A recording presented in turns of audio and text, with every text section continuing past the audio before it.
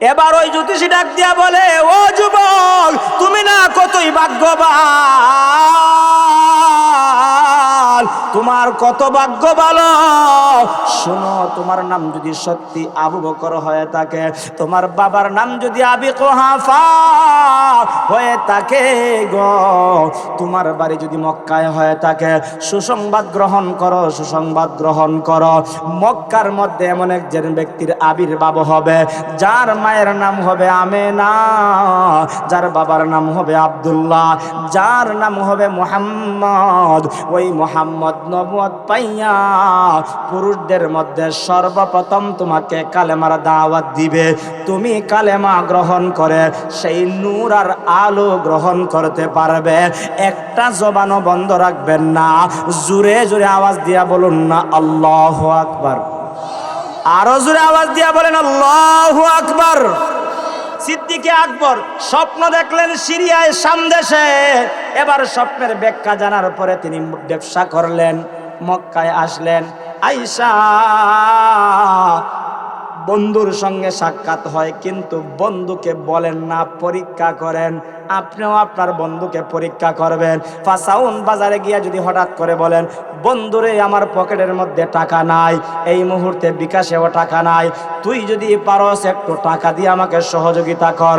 সত্যিকারের বন্ধু হলে বলবে, দাঁড়া, আমি যে কোনোভাবে ব্যবস্থা করে তোরে টাকা দেই, তুই ওই জায়গা থেকে উদ্ধার হয়ে আস। এটাই হলো সত্যিকারের বন্ধুর পরিচয়, ঠিক না বেঠিক? এমনও বন্ধু আছে, যেই বন্ধু বিপদে পড়লে কয়, তোর বিপদ লইয়া তুই থাক, আমি ঘরের ভিতরে ঘুমাই। এ বন্ধু নামের দুকাবাজ, এতে কোনো সন্দেহ। এবার আবু বকর বন্ধুকে পরীক্ষা করেন, মক্কায় আসলেন, বন্ধুর সঙ্গে সাক্ষাৎ করলেন, চলাফেরা করলেন, কোনো কথা বলেন না, বন্ধুর কাছে এই কথাটা শেয়ারও করেন না। এবার বন্ধু মুহাম্মদুর রাসূলুল্লাহ যখন আল্লাহর পক্ষ থেকে নবুয়তের দায়িত্ব পাইলেন, এবার তিনি বৃত্তান্ত বর্ণনা করলেন। ও বন্ধু, শুনো না, আমি এই জন্য তোমাকে প্রশ্ন করি নাই, আমি কালেমা পড়ে মুসলমান হয়েছি। কারণ হলো, আমি অনেক বছর আগে স্বপ্নে দেখেছি তুমি আমাকে কালেমার দাওয়াত দিবা, আর আমি কালেমা পড়ে নূর আর আলো গ্রহণ করব, সেজন্য আমি প্রশ্ন করি নাই। তোমারও বন্ধু আছে, বুড়া চাচারও বন্ধু আছে, আমারও বন্ধু আছে, আপনারও বন্ধু আছে। আমার নবী, আপনার নবী মুহাম্মদুর রাসূলুল্লাহর একজন বন্ধু ছিলেন। বন্ধুর সঙ্গে বন্ধুকে ভালো সম্পর্ক থাকলে ভালো কথা শিখায়, ভালো কাজ শিখায়, ভালো রাস্তা দেখায়। নবীজি সাল্লাল্লাহু আলাইহি ওয়াসাল্লাম আল্লাহর দ্বীনের দাওয়াতের দায়িত্ব পাইলেন, কালেমার দাওয়াতের দায়িত্ব পাইলেন। এবার মনে মনে টার্গেট করলেন, আমার বন্ধুকেও বাঁচানো দরকার, আমার বন্ধুকেও সঠিক রাস্তা দেখানো দরকার। সৎ সঙ্গে স্বর্গবাস, অসৎ সঙ্গে সর্বনাশ। আমার বন্ধুকে নিয়ে এতদিন চলাফেরা করলাম, আজকে সত্যের সন্ধানের দায়িত্ব আমার আল্লাহ আমাকে দিয়েছে। আমার বন্ধুকে আমি সর্বপ্রথম সত্যের সন্ধানের দাওয়াত দেওয়া আমার জন্য দায়িত্ব হয়ে গেল। এবার পয়গম্বরে আরবি সাল্লাল্লাহু আলাইহি ওয়াসাল্লাম ওনার বন্ধু হযরতে আবু বকরকে বললেন, ও বন্ধু, শুনো না, আমার আল্লাহ তো আমাকে নবুয়ত দিয়েছেন, এই মুহূর্তে আমি তোমাকেও নবুয়তের দাওয়াত, কালেমা তোমাকে দাওয়াত দিলাম, তুমি বলো লা ইলাহা ইল্লাল্লাহু মুহাম্মাদুর রাসূলুল্লাহ। এই দাওয়াতটা খারাপ না বালা? আরো জোরে বলেন, খারাপ না বালা? বালা দাওয়াত নবীজি দিলেন। নবীজি দেওয়ার পরে জিজ্ঞাসা করেন, বন্ধু, আমি তোমাকে বললাম, সাথে সাথে তুমি গ্রহণ করলাম, তোমার মনের ভিতরে কি আমি বন্ধু সম্পর্কে কোনো প্রশ্ন জাগলো না? আরেকটা উদাহরণ দিলে বুঝবেন। এক বন্ধু সম্পর্কে আরেক বন্ধু ভালো জানে, এই বন্ধুটা কেমন, ওই বন্ধুটার চরিত্রটা কেমন, ওই বন্ধুটা কয় ওয়াক্ত নামাজ পড়ে, যেটা মা জানে না, যেটা বাবা জানে না, আত্মীয় স্বজন যেটা জানে না, সেটা তার ঘনিষ্ঠ বন্ধু সব কিছু জানে কি জানে না? কেউ কাছে শেয়ার করে না, বন্ধুর কাছে ফোনে কয় অথবা মেসেজে কয়, বন্ধুরে আগামীকাল একটা কাজ করতে হবে। কি করতে হবে?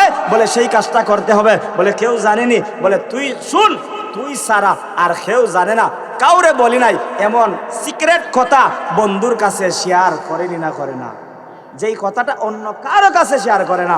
কিন্তু আল্লাহর পয়গম্বর মুহাম্মদুর রাসূলুল্লাহ সাল্লাল্লাহু আলাইহি ওয়াসাল্লাম বন্ধুকে বললেন, বন্ধু আমার কথাটা শুই না, তুমি কালেমা পড়লা, মুসলমান হয়ে গেলা, আমার সম্পর্কে কি তোমার কোনো প্রশ্ন জাগলো না? হযরতে আবু বকর বললেন, কেন জাগবে, কেন জাগবে? আমি তো অনেক বছর আগেই জানতে পেরেছি আপনি নবুয়ত পাইবেন, পাইয়া সর্বপ্রথম আমি বন্ধু কালেমাওয়ালা হব, আপনি আমাকে কালেমার দাওয়াত দিবেন, আমি মুসলমান হয়ে যাব। জুড়ে বলেন সুবহানাল্লাহ। আমার পয়গম্বর জিজ্ঞাসা করেন, বন্ধু তুমি কেমনে জানলা আমি যে কালেমার দাওয়াত দিব, আমি নবুয়ত পাইব? বলে শোনো, আমি কয়েক বছর আগে সিরিয়ায় শাম দেশে গেলাম ব্যবসার জন্য।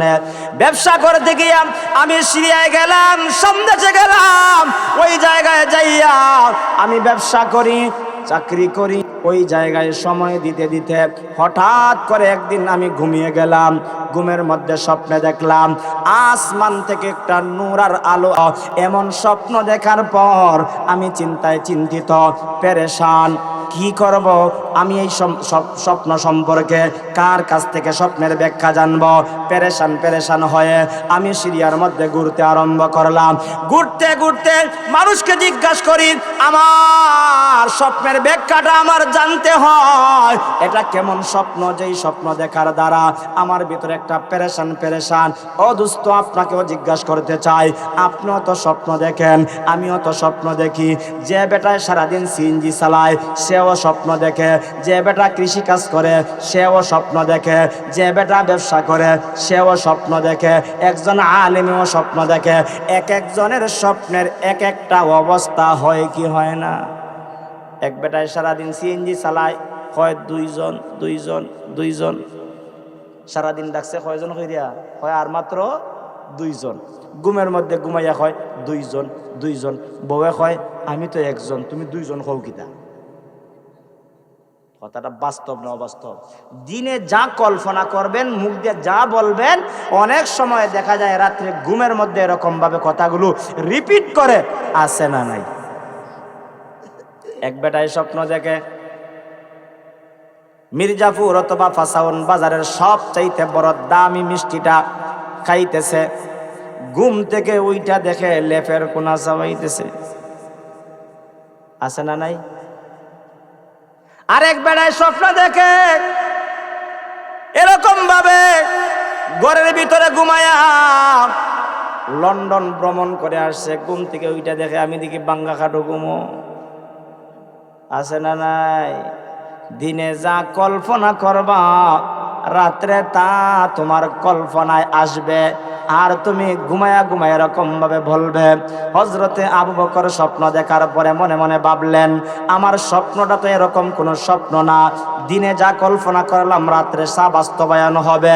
এই যেটা আমার কল্পনার বাহিরে এমন একটা স্বপ্ন দেখলাম, কিন্তু স্বপ্নের ব্যাখ্যা আমাকে জানতেই হবে। আমি তো এই দেশের একজন মুসাফির, আমার বাড়ি মক্কায়, আমি আসছি সিরিয়ায় ব্যবসা করতে।